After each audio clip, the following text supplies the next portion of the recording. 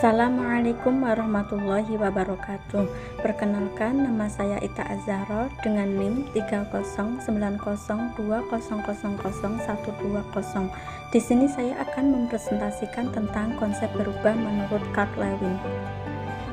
Pengertian berubah. Perubahan yaitu proses terjadinya peralihan atau perpindahan dari statis menjadi dinamis. Artinya dapat menyesuaikan diri dengan lingkungan yang ada. Menurut Atkinson 1987, berubah yaitu kegiatan atau proses yang membuat sesuatu atau seseorang berbeda dengan keadaan sebelumnya. Sedangkan menurut Bruton 1978, berubah merupakan proses yang menyebabkan perubahan pola perilaku individu atau institusi.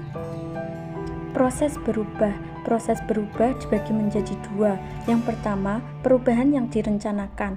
Perubahan yang direncanakan merupakan perubahan yang telah direncanakan dan dipikirkan sebelumnya, terjadi dalam waktu yang lama, adanya tujuan yang jelas, dan perubahan yang direncanakan lebih mudah dikelola.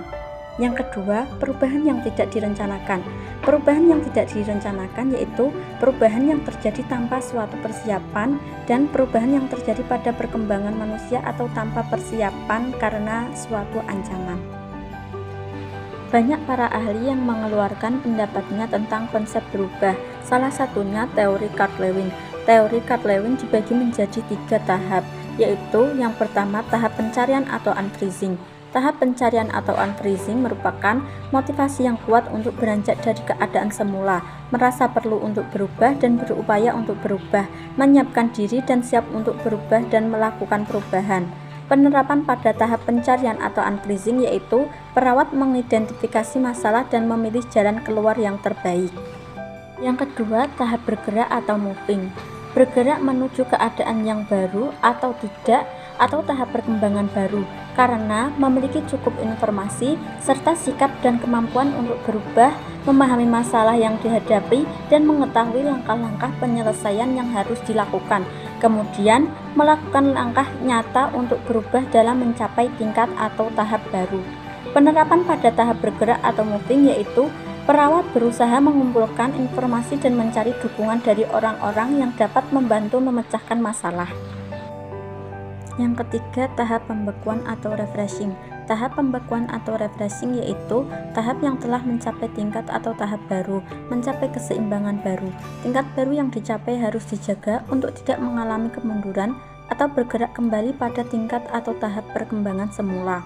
Penerapan pada tahap pembekuan atau refreshing ialah perawat sebagai agen berubah berusaha mengatasi orang-orang yang masih menghambat perubahan.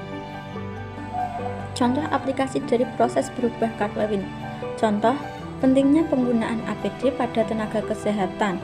Aplikasi dari unfreezing atau pencarian dari contoh tersebut yaitu yang pertama, melakukan sosialisasi tentang pentingnya penggunaan APD.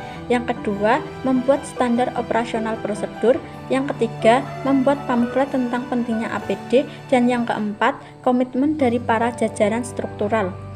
Yang selanjutnya, aplikasi dari moving atau bergerak dari contoh tersebut. Yang pertama, supervisi ke seluruh kepala perawatan atau ruangan. Yang kedua, CCTV.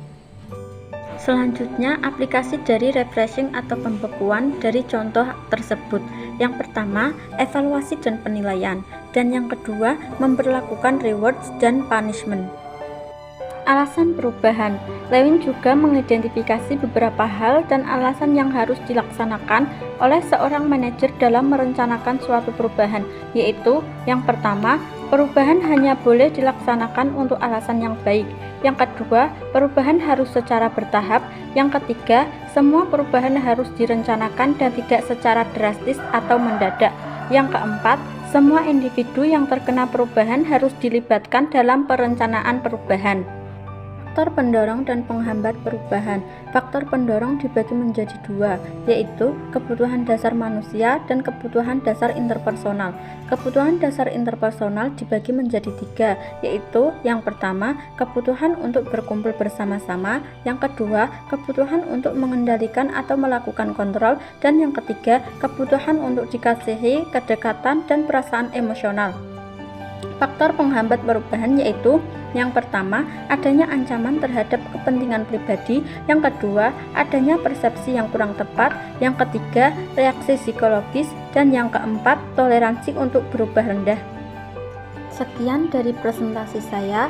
Mohon maaf apabila ada kata-kata yang kurang tepat. Wabillahi taufiq wal hidayah. Wassalamualaikum warahmatullahi wabarakatuh.